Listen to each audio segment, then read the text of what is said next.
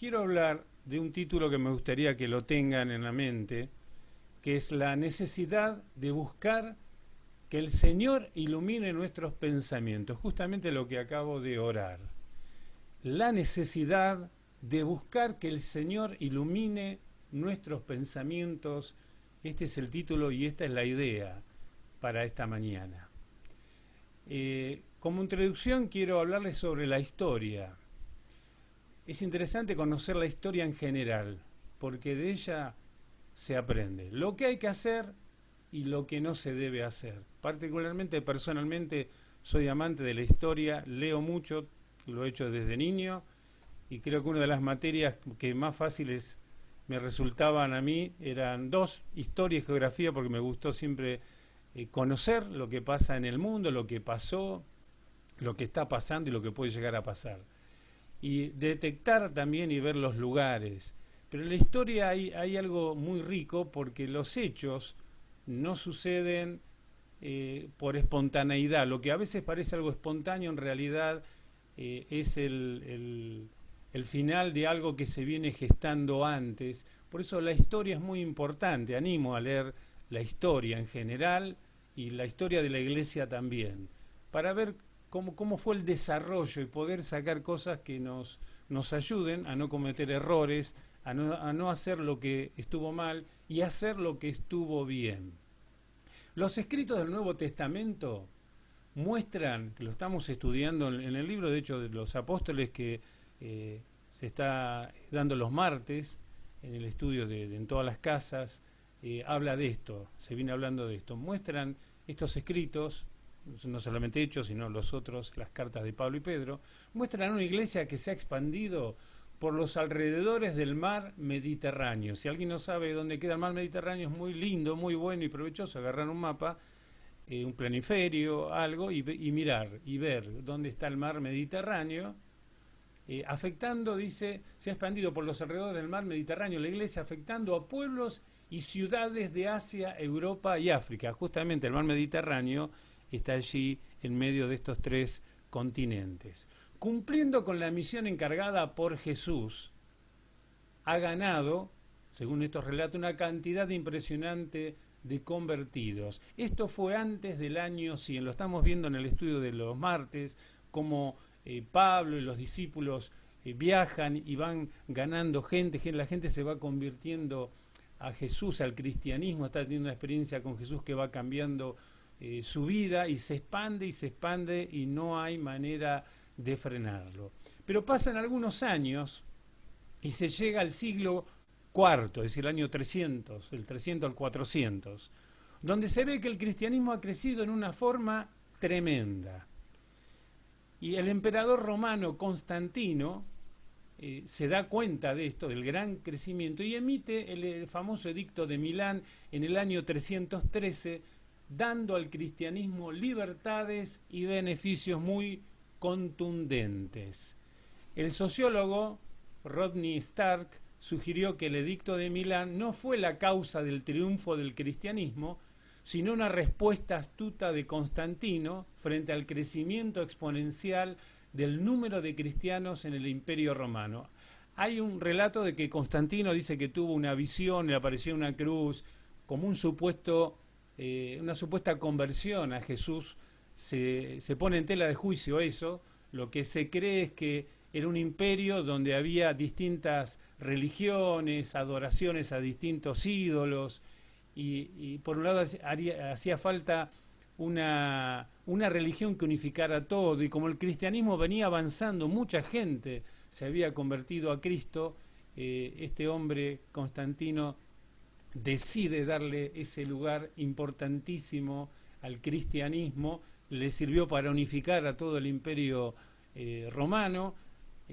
Muchos líderes políticos dijeron que se convertían al cristianismo, entre comillas, porque empezó a ser bien visto el ser cristiano, entonces se le daba lugar a los cristianos en lugares estratégicos del gobierno, pero no era eso una clara señal de que esa gente fuera cristiana, simplemente algunos o muchos adoptaron el cristianismo por una conveniencia social o política. Pero lo evidente era que muchos se habían convertido a Jesús en el Imperio Romano.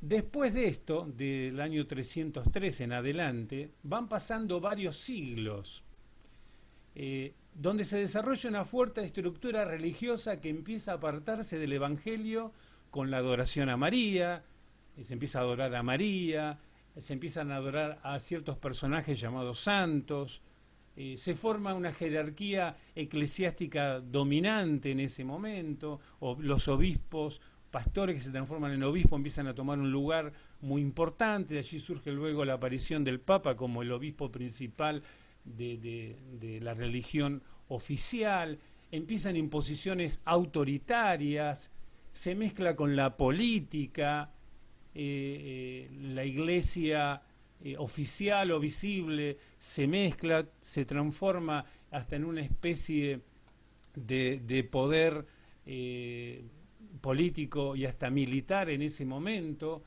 Empiezan a surgir inventos teológicos como las indulgencias, que algunos habrán escuchado hablar, si no busquen en el diccionario indulgencias.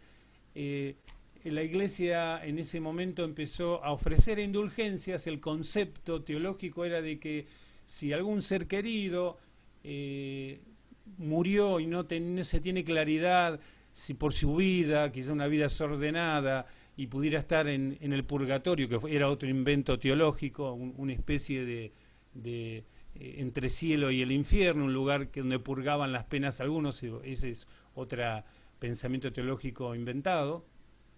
Entonces, estas indulgencias significaba que yo podía pagar a la iglesia un importe para que la iglesia declarara que esa persona pasaba directamente a la eternidad, al cielo, ¿no? Como si tuviera esa autoridad y como si por el dinero la iglesia tuviera la capacidad espiritual de llevar a alguien a que entre al cielo, a la presencia de Dios. Obviamente todo esto va en contra de las escrituras, pero en ese tiempo se creían estas cosas. Con estas indulgencias, la iglesia oficial en aquellos años, fue tomando muchísimo dinero, muchas posesiones, apartándose de la verdad de Dios, del Evangelio de Dios.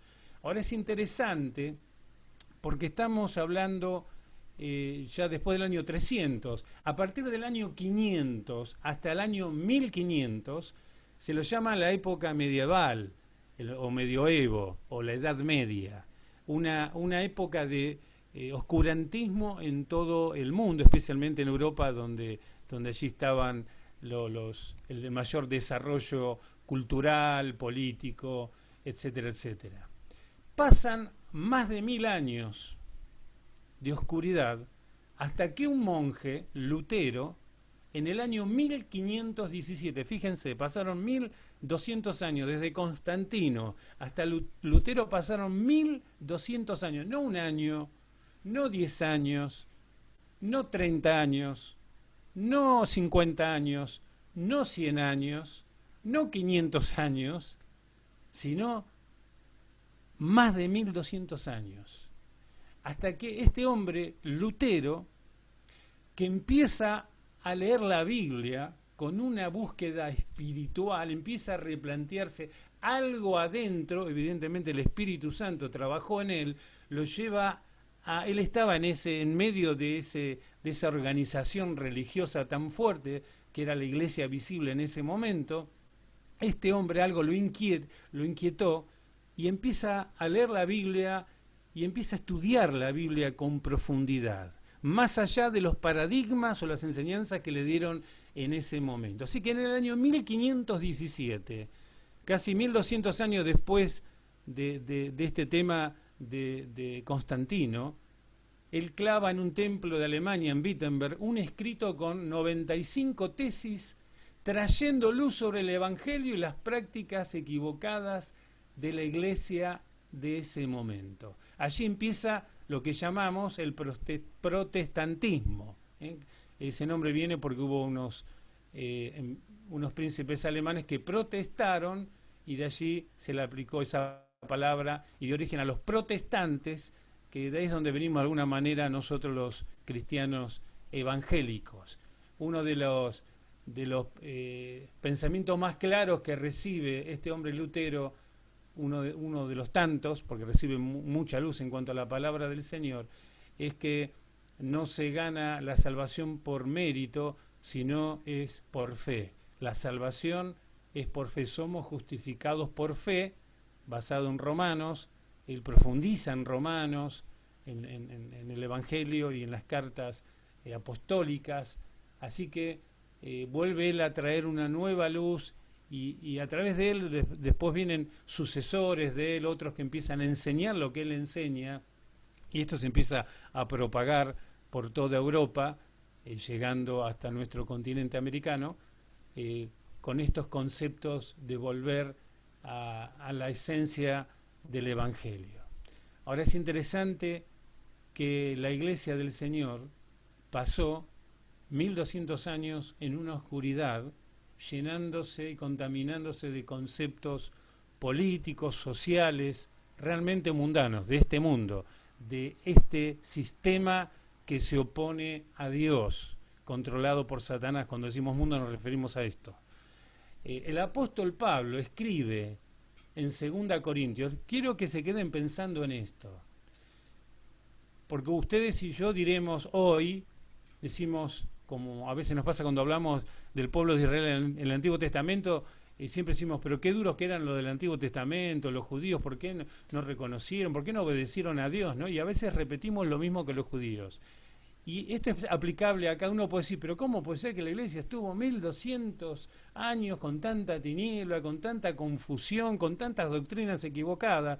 Bueno, es para que empecemos a pensar, porque este mensaje que comparto con ustedes tiene que ver con esto, que tenemos que tener cuidado nosotros en este tiempo, porque seguramente nosotros también tenemos oscuridades y cosas que no nos damos cuenta. Quizás como iglesia del Señor, y seguramente también de manera personal. El apóstol Pablo escribe a los Corintios en su segunda carta, capítulo 3, versículo 12 al 16, y miren lo que dice. Así que, como tenemos tal esperanza, actuamos con plena confianza.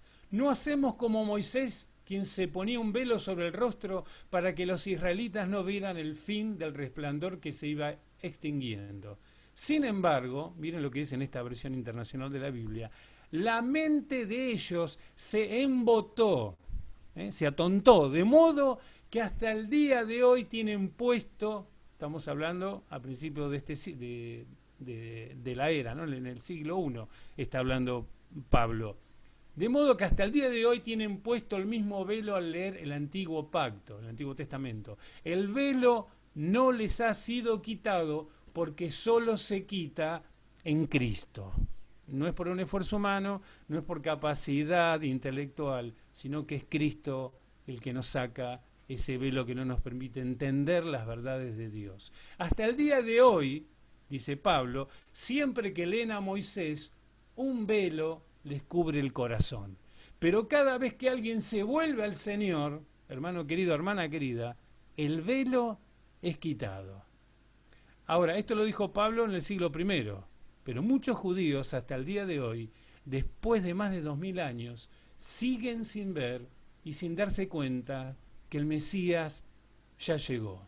Y señalo y resalto, esto quiere decir que podemos pasar muchos años, como los judíos o como la iglesia en la época medieval, podemos pasar muchos años, cientos y miles tal vez, sin darnos cuenta de verdades de Dios y estar en el error. Creo que me van siguiendo. Podemos estar nosotros también con los ojos vendados, embotados, como dice el apóstol Pablo, sin darnos cuenta de muchas cosas. Cuento una experiencia personal de esto, porque yo estuve embotado, tal vez esté embotado con otras cosas, pero en un momento de mi vida me convertí en una iglesia bautista, en aquellos años donde no había renovación espiritual y donde se nos había enseñado el Evangelio, y gracias a Dios porque las iglesias bautistas me han ayudado a formarme en cuanto a la palabra, en cuanto a muchas cosas, al servicio, pero había una oscuridad con respecto a muchos temas. Por ejemplo, a la experiencia del bautismo del Espíritu Santo, la llenura del Espíritu Santo. No se creía en eso, no se creían los dones espirituales, no se creía mucho en la lucha espiritual contra Satanás o los demonios, no se promulgaba mucho el tema de la santidad, no se creía en la unidad de la iglesia. Todos los grupos, estoy hablando hace más de 35 años, 35, 40 años, cada grupo, familias de iglesias, denominaciones, estaban mirándose con recelo unas a otras, porque no había este concepto que hoy hay, gracias a Dios, en cuanto a que todos somos partes de la misma iglesia del Señor. En esa época se miraba con recelo, hasta algunos grupos se los veía como que casi no eran cristianos. Me acuerdo que a veces se los miraba, o sea, yo escuchaba comentarios que los pentecostales, me parece que no, ellos no son cristianos, tienen cosas raras, extrañas. Bueno, fui creciendo en ese contexto donde parecía que éramos exclusivos los que pertenecíamos a alguna denominación y desconocía un montón de cosas. Así que justamente entro a estudiar en el seminario bautista 4 años, trabajo en la Junta Bautista, trabajo en JEBA, que era la Juventud Bautista a nivel nacional, así que era un perfecto bautista de ese momento con lo que se me enseñaba. Si Dios no hubiera hecho algo en mi vida, yo hubiera estado con conceptos cerrados hasta hoy. No hubiera creído en la unidad de la iglesia, no hubiera procurado la santidad, no hubiera utilizado dones espirituales, no hubiéramos liberado a tanta gente, que hemos liberado un montón de gente endemoniada o oprimida por el diablo, no lo hubiéramos hecho, no hubiéramos fundado la iglesia de mármol, ni por lo tanto ni Albertina, ni Sakura, no hubieran pasado un montón de cosas. No estaría HLN, no enviaríamos misioneros, pero gracias a Dios, que Dios un día se le ocurrió empezar a poner una inquietud en muchos cristianos, especialmente jóvenes.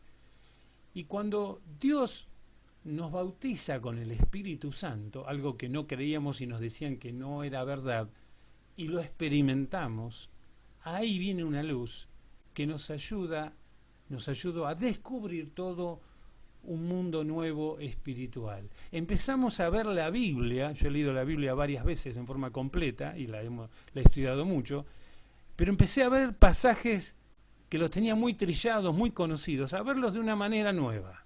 Era una revelación espiritual de Dios. Y ahí encontraba que Jesús oró por una iglesia, no por denominaciones, ninguna más importante que otra, que todos formamos parte de la iglesia del Señor. Estaba en la palabra, estaba en Juan 17, pero necesitaba esa iluminación de Dios, como muchos cristianos en la Argentina y en muchas partes del mundo también. Que Dios abriera nuestro entendimiento, que Dios nos sacara ese embotamiento que mencionaba el apóstol Pablo, que venga revelación de Dios de su palabra. Y ahí empezamos a entender, y ahí empezamos a ver con cariño a todos, pentecostales, presbiterianos, nazarenos, hermanos libres. Empezamos a entender que éramos todos. De allí surge, miren qué interesante, que por ese concepto hoy está el grupo de pastores amigos, porque se origina, porque un día Dios nos habló de la importancia de unirnos los pastores, que aunque seamos de distintos grupos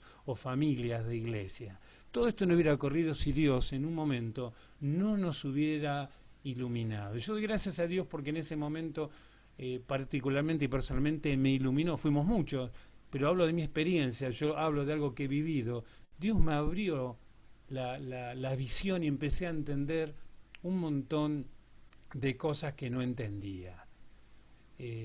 Hermanos queridos, necesitamos que Jesús nos ilumine. Juan 8:12 dice así: una vez más Jesús se dirigió a la gente y les dijo: yo soy la luz del mundo.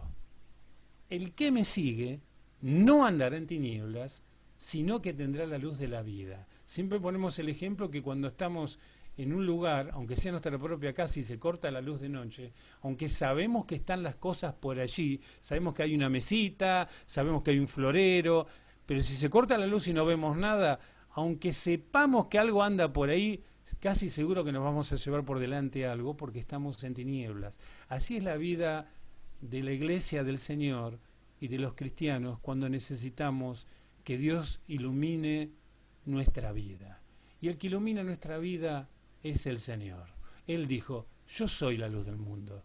Y qué bueno, ¿no? Cuando andamos a tientas nos cortan la luz y queremos ir al baño y vamos con las manos tocando la pared y a veces le pegamos algún cuadrito, lo tiramos, ¿no? Andamos a tientas. A veces la iglesia del Señor andamos a tientas. Pero cuando se prende la luz, qué bueno, porque vemos todo. Cuando se prende la luz vemos dónde está el baño, vemos el florero, el cuadrito, la silla, la mesita, vemos todo, sabemos qué cosas esquivar, sabemos cuál es el mejor camino, sabemos qué recursos tenemos, sabemos qué es lo que no tenemos. Qué importante, digo, necesitamos que Jesús, la luz del mundo, nos ilumine. En Efesios, capítulo 1, ahora vamos a leer. Es muy significativo que el apóstol Pablo en sus cartas hace referencia a esto de la iluminación del Señor. Y pide al Señor por los cristianos de las distintas iglesias. Efesios 1, 17 al 20 dice, Pablo les escribe a los cristianos y miren lo que pide. Pido que el Dios de nuestro Señor Jesucristo, el Padre glorioso, les dé el espíritu de sabiduría y de revelación. Interesante, no le pide que Dios le dé casas, auto, trabajo, ¿no? Que también Dios lo da, pero pone las prioridades, lo demás viene después. Estas son las prioridades. Y esto es una oración permanente de Pablo por los cristianos, por las iglesias. Cuando escribe las cartas siempre está este concepto y esta oración. Pido que el Dios de nuestro Señor Jesucristo, el Padre glorioso, les dé el espíritu de sabiduría y de revelación. Y utiliza estas dos palabritas. Para que lo conozcan mejor. Qué interesante. Él pide esa revelación, esa sabiduría con un objetivo. Por eso pone el para qué. Les pido que Dios les dé sabiduría y revelación para que lo conozcan mejor. Pido también, dice, que les sean iluminados los ojos del corazón, y vuelvo a agregar estas dos palabras, ¿para qué? La iluminación no es para decir, esa luz que Dios nos da, no es para decir qué bárbaro que soy, me la sé toda, no tiene nada que ver con eso. La iluminación de Dios, cuando Dios nos prende, porque son palabras que tratan de explicar algo espiritual, ¿no? Cuando Dios nos hace dar cuenta de cosas que no nos damos cuenta, a eso se refiere que nuestros ojos sean iluminados, es un para qué, para que lo conozcamos mejor. Acá dice, para que sepan a qué esperanza Él los ha llamado, para que sepan cuál es la riqueza de su gloriosa herencia entre los santos, para que sepan cuán incomparable es la grandeza de su poder a favor de los que creemos, para que sepamos que ese poder es la fuerza grandiosa y eficaz que Dios ejerció en Cristo cuando lo resucitó de entre los muertos y lo sentó a su derecha en las regiones celestiales. Cuando yo estoy en una precariedad espiritual, cuando las noticias me asustan, cuando yo me baso en nada más que los noticieros y en los comentarios del barrio, de la plaza Los Jubilados, de un periodista conocido, cuando mi vida está basada en eso, va a haber una precariedad, me voy a llenar de temores, me voy a llenar de susto, no voy a entender nada. Así le puede pasar a algunos hermanos o hermanas.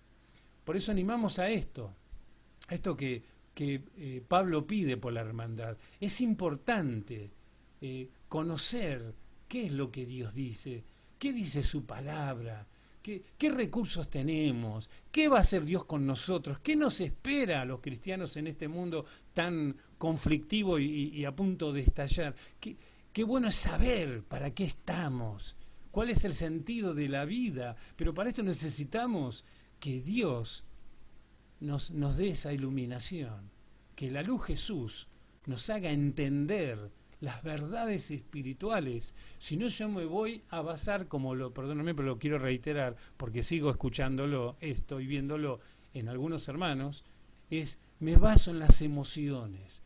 Me va algo bien, me salió bien, me levanté bien, entonces yo estoy contento con el Señor. Me pasa algo que no lo esperaba y me decaigo en mi ánimo, en mi aliento, en mi esperanza. Entonces, ahí habla de precariedad, Estamos necesitando, hermanos, y esto es el quid de la cuestión de este mensaje. Necesitamos todos de manera personal y como iglesia pedirle a Dios, Señor, danos esta revelación, danos esta luz, danos esta sabiduría y comprensión espiritual, para que podamos, Señor, vivir de la manera que vos querés, para entender, para disfrutar de las riquezas sobreabundantes que Jesús ha preparado para nosotros.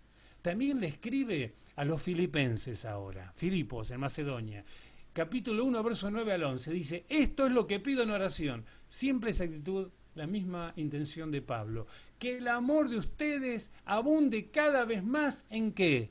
En conocimiento y en buen juicio. Está hablando siempre de lo mismo, revelación de parte de Dios. ¿Para qué?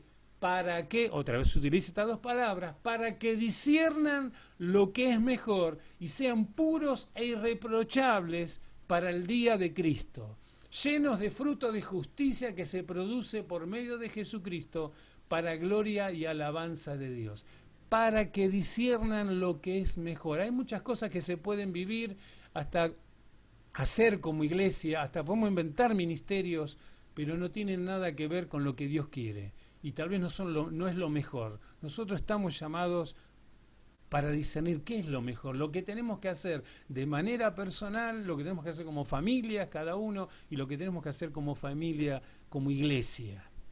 Le escribe a los Colosenses, capítulo 1, verso 9 al 12.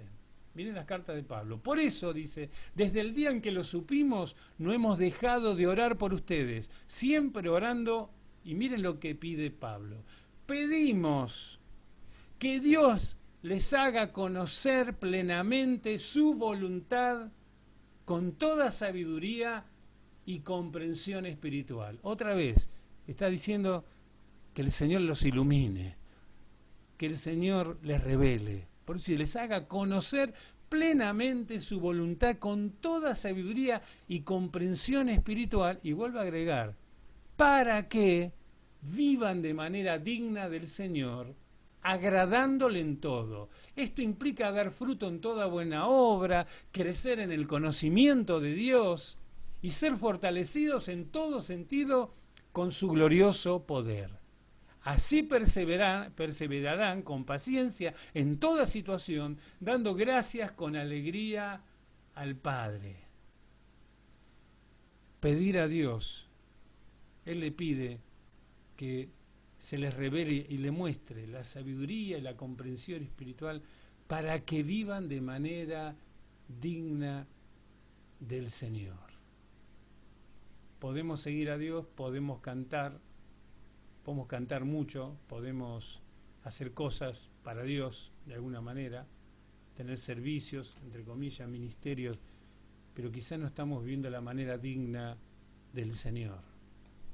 Quizás hasta alguno por allí está haciendo una doble vida, no sé, o está sirviendo a Dios con amargura, con enojo, cosas que no son maneras dignas, como dice el apóstol Pablo.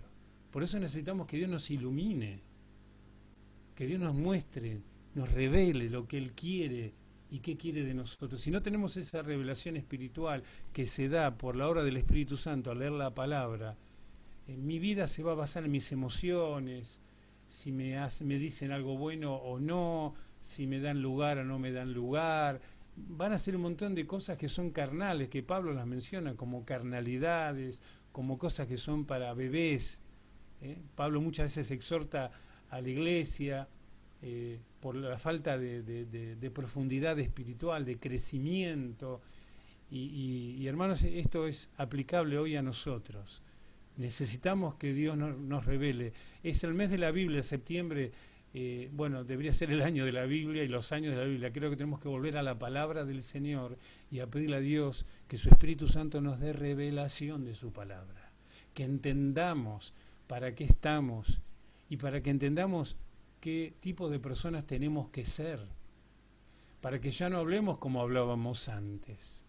Para que realmente haya una conversión, un cambio radical en nuestra manera de ver la vida, que no termina el día que conocimos a Jesús. Cuando conocemos a Jesús hay unos primeros cambios impactantes, seguramente a mí me pasó y a varios de ustedes también, pero no termina la historia ahí. Los cambios impactantes tienen que seguir toda nuestra vida. Tenemos que seguir cambiando, acomodándonos a lo que Dios nos va revelando, a ser hombres y mujeres más santos. Para esto necesitamos revelación de Dios. No basta con la buena intención, no basta con las ganas. Sí, yo tengo ganas, me emociona, uy, vamos, qué lindo esto, vamos. Pero después tengo mal carácter, siempre estoy pensando mal, se propone algo y estoy buscando la parte oscura o trato de retorcer cuando alguien está diciendo algo de servir a Dios o está lanzando un desafío de compromiso con Dios, con las misiones, con lo que fuere, y yo estoy lucubrando. Esas mentes necesitan ser convertidas al Señor. Eso que uno está siempre o está pensando mal o con doble intención o que está buscando un lugar, son cosas que le falta revelación de Dios. Falta volver a Dios, a la palabra del Señor y encontrar en Dios, en su palabra, bueno, ¿qué Dios nos dice? ¿Qué Dios quiere de mi vida? En 1 Corintios capítulo 2, verso 9 al 13, dice: sin embargo, como está escrito, ningún ojo ha visto, ningún oído ha escuchado, ninguna mente ha concebido lo que Dios ha preparado para quienes lo aman. Quiere decir que Dios tiene cosas especiales que ningún ser humano puede vivir si no es a través de Él.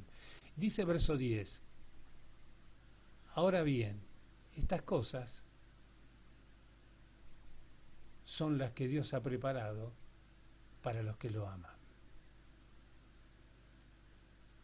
Dios nos ha revelado esto por medio de ese Espíritu, pues el Espíritu lo examina todo, hasta las profundidades de Dios. En efecto, ¿quién conoce los pensamientos del ser humano, sino su propio Espíritu que está en él?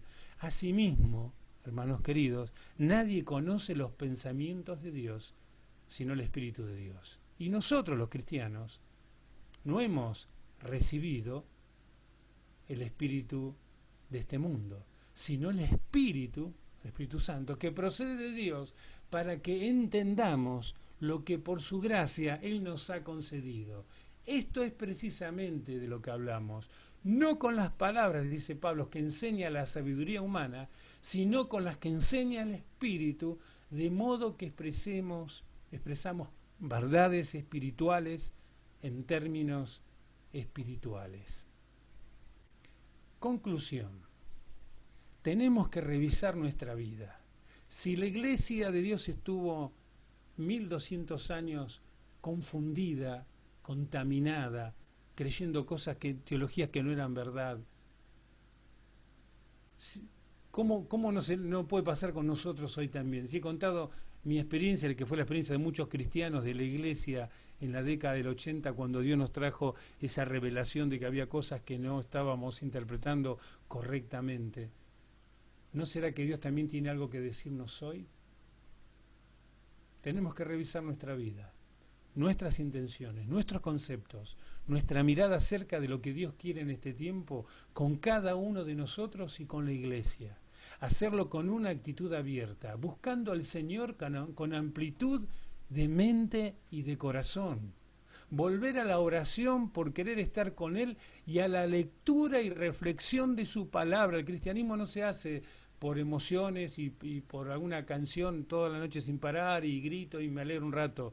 Es más profunda la cosa. Hay que volver a la lectura, a la reflexión de su palabra para buscar esa sabiduría y conocimiento espiritual. Estar listos para los cambios. Vienen muchos cambios. En volver a la esencia del Evangelio. En que todo lo que hagamos sea para honrarlo a Él. Hermano y hermana, honrarlo a Él, no a nosotros, honrarlo a Él, no a nosotros, no a vos ni a mí. La idea es honrarlo a Él, al más grande. Y en segundo término, hagamos y estemos listos para que mucha gente lo conozca. Todo lo demás, como decimos siempre, van a ser cañitas voladoras, lucecitas de colores. Hoy tenemos en la Iglesia del Señor a nivel mundial, en Argentina también, un montón de conceptos equivocados. Cuidado, vuelvo a decir, antes de hacer estudios, por YouTube, preguntanos, para eso estamos los pastores y para eso están los obreros, las obreras, las pastoras, estamos para eso. No se puede hacer no podés edificar tu vida paralelamente en dos vertientes. Si estás en una iglesia, si alguien decide estar en una iglesia, tiene que ser enseñado en esa iglesia, ¿eh? Porque uno puede estar escuchando cosas por ahí, lo único que si no están avaladas por tus pastores, podés caer en errores y en horrores como ocurre a veces, con conceptos y enseñanzas que no tienen asidero en la palabra del Señor. Y vas a empezar a creer en cosas que no son verdad y cosas que te van a confundir. Y en este tiempo hay mucho de eso. Hay mucho, lamentablemente, y viene un tiempo de cambio, eso es lo bueno, ¿no? Pero yo tengo que describir el panorama. Hay cosas que se hacen que son simplemente cosas culturales, son prácticas religiosas aún dentro de nuestras congregaciones, pero no tienen que ver con la esencia del Evangelio. La esencia del Evangelio es reconocer a Jesús como Señor y Salvador, pedirle perdón por nuestros pecados y empezar a caminar con Él. Que alguien nos enseñe, todos los líderes, todos tienen que aprender, hermanos, todos tienen que ser enseñados en la palabra del Señor, porque hay muchas cosas que no sabés. Por eso se filtra en la iglesia a veces, se habla del feminismo sin tener idea de qué se trata, o del machismo sin saber cuál es la posición de Jesús, se está a favor del aborto sin saber lo que la Biblia dice, se mete en política cristiana sin saber cuáles son los mecanismos o las cosas, los principios que hay que tener en claro para no ensuciarse con personajes siniestros. Se hacen un montón de cosas sin tener claridad porque se desconoce la palabra del Señor y la revelación que hay espiritual en la palabra del Señor. Y se hacen cosas, hasta se utilizan tiempos, esfuerzos y hasta dinero en cosas que no son las prioritarias para Dios. Así que preparémonos porque viene un cambio. Esto lo hablamos con muchos pastores. Lo hablamos con el presbiterio mayor, con pastores amigos, con un montón de pastores, los pastores que están con nosotros. Estamos hablando y preparándonos porque viene un cambio. Tenemos que volver a la esencia del Evangelio. Y lo que no sirva para esa revelación que Dios nos da, lo tenemos que dejar al costado. Puede ser algo lindo, un entretenimiento. Si vamos a hacer entretenimiento, le vamos a llamar entretenimiento, no ministerio. El ministerio no tiene que ver con el entretenimiento. El ministerio de la iglesia tiene que ver con la salvación de la gente y la enseñanza. El ir y predicar y enseñar que guarden las cosas que Jesús mandó, y al que se convirtió le estamos enseñando. Una de las cosas primeras que hay que enseñarle es que tiene que empezar a predicarles a otros y enseñarle a otros lo poco, lo poquitito o lo mucho que ya aprendió. Yo quiero animarlos a todos a volver a esto. Hay cosas que hay que cambiar, conceptos que hay que cambiar. Ojo que nosotros también como iglesia tenemos cosas que tenemos que cambiar, como iglesia local me refiero. Conceptos, tiempos, prioridades. Dios hace tiempo nos viene hablando de las prioridades. La misión local, que es importantísima, la misión toda, que es la local, la translocal a otras provincias o la transcultural, todo forma del mismo objetivo, propósito y corazón de Dios, que la gente conozca al Señor. Y el segundo paso es enseñarles que guarden lo que Dios nos enseñó a través de su palabra. Yo quiero animarlos a todos en este tiempo a replantearse cosas, a buscar a Dios y pedirle a Jesús la luz de este mundo, la luz nuestra, que nos ilumine. Puede ser que estemos equivocados en conceptos, en cosas que creemos, en cosas que pensamos, en cosas, en frases que decimos. Yo a veces escucho frases, aún en nuestra propia congregación, se dicen frases que no tienen asidero en la palabra del Señor. Las repetimos porque las hemos escuchado en algún lugar, o algún predicador famoso las dice, pero tenemos que revisar en quién hemos creído. Vuelvo a esa palabra de Pablo y termino con esto.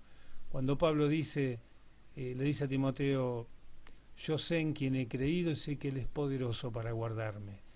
Qué importante que venga un tiempo de volver a la palabra del Señor con desesperación.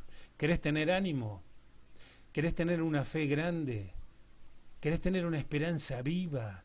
¿Querés tener una vida plena en Dios? Bueno, hay que volver a la palabra del Señor, con hambre y con sed, tratando de no tener prejuicio, de eso vamos a hablar el jueves, pero tratar de ir a Dios a que me hable, a ir a la palabra del Señor. Yo a veces estoy sobrepasado porque muchos textos que he leído muchas veces, ahora los vuelvo a leer y cobran una dimensión, porque Dios ha despertado en mí un deseo nuevo de ir a la palabra y de abrirme a lo que la palabra, no inventar nada, simplemente ir a la esencia de la palabra habla por sí mismo. Fíjense que mi mensaje se basa más que nada en leer pasajes bíblicos, porque la Biblia es clara, pero necesitamos esa revelación espiritual del Espíritu Santo para entenderla, para entender su profundidad y después para aplicarla, el para qué. Bueno, Dios me revela esto porque tengo que cambiar, porque tengo que modificar, necesitamos esto. Pensaba, y termino con esto, me acordaba de situaciones, porque a veces hay hombres que golpean a mujeres, a veces se ha dado en algunas congregaciones, hombres violentos con su vocabulario físicamente, bueno, y cantan canciones, alabanzas a Dios. ¿Cómo pueden estar en ese estado? Bueno, es porque necesitan esa iluminación de Dios y se den cuenta que lo que están haciendo es una barbaridad, que es un pecado grave, que están dañando a su compañera, a su esposa, que están deshonrando a Dios, a su vida, a su hijo. Bueno, eso viene por revelación de Dios. Y este mundo, en este mundo las tinieblas han avanzado y ha venido contra la iglesia las tinieblas. Y por eso hay tanta precariedad a veces en los matrimonios y en las familias, porque está faltando este fundamento que es la palabra de Dios revelada por el Espíritu Santo. Hermanos queridos, los animo y voy a orar ahora, si me permiten. Y oren por mí también, porque yo necesito también que Dios me revele y me haga dar cuenta de cosas que no veo y no me doy cuenta. Vamos a orar a Dios. Yo te animo a que a partir de este domingo Dios te está hablando, empieces a buscar a Dios y a darle tiempo a Dios, a su palabra. También para que cuando comentemos cosas, o vos digas cosas, o en las redes expreses cosas que sean verdades de Dios. No filosofías tuyas, mías, o de este mundo, sino cosas que tengan profundidad espiritual, cosas que bendigan. De paso digo, usemos las redes para decir cosas que bendigan, no para pelearse, no para controversias baratas, que no bendicen y confunden y dividen más a este país, sino usemos las redes para bendecir. Para eso estás acá en la tierra, para bendecir, no para ser el campeón o la campeona de las ideas tremendas. No, las ideas tremendas están en Dios. Las tuyas y las nuestras, las mías son las de este mundo, que lo que han llevado es un fracaso a este mundo a través de los años. Pero la victoria, el triunfo viene a través de la palabra del Señor. Vamos a orar. Te animo a que cierres los ojos. Vamos a orar y también a rogar a Dios. Padre, en el nombre de Jesús, te pedimos que vos traigas revelación a través de tu Espíritu Santo en tu palabra. Ayúdanos a ver tu palabra como vos querés que la veamos, a volver a la esencia de tu palabra. Señor, sacá el embotamiento que tengamos cualquiera de nosotros, sacalo, Señor. Si estamos aturdidos o llenos de filosofías huecas, humanas, diabólicas, mundanas, lo que fuere, sacalo de nosotros. Abrí, Señor, nuestro entendimiento, que podamos captar lo que está en tu corazón, que podamos entender tus verdades espirituales, que podamos entender cuál es tu plan para nuestras vidas, cuál es tu voluntad verdadera, cuál es la vida que querés para nosotros. Oh Dios, que podamos encontrar en tu palabra la sanidad para los corazones heridos, para los rencores, las broncas, los enojos, la sanidad para el orgullo y la soberbia de nuestras vidas. Dios, revelate a través de tu palabra. Te lo pedimos por cada uno de nosotros. Que a partir de este día comience una etapa nueva en todos nosotros. Y preparanos para los cambios en nuestras vidas. Y preparanos para lo que viene, para los grandes desafíos que vos tenés para cada uno de nosotros. Porque va a ser maravilloso, Señor, participar de esos desafíos tuyos, de tus planes. No hay nada más lindo, más hermoso y más pleno que formar parte de tu plan. Señor, te ruego por la iglesia, por todos los hermanos, para que los bendigas de una manera especial en este día. Señor, háblanos y háblale a cada uno. Durante este día, la noche, en esta semana, que venga revelación, que podamos volver en sí en las cosas que hasta hoy no nos damos cuenta. Señor, queremos honrarte con nuestra vida. Te alabamos, Dios. En el nombre de Jesús. Amén y amén.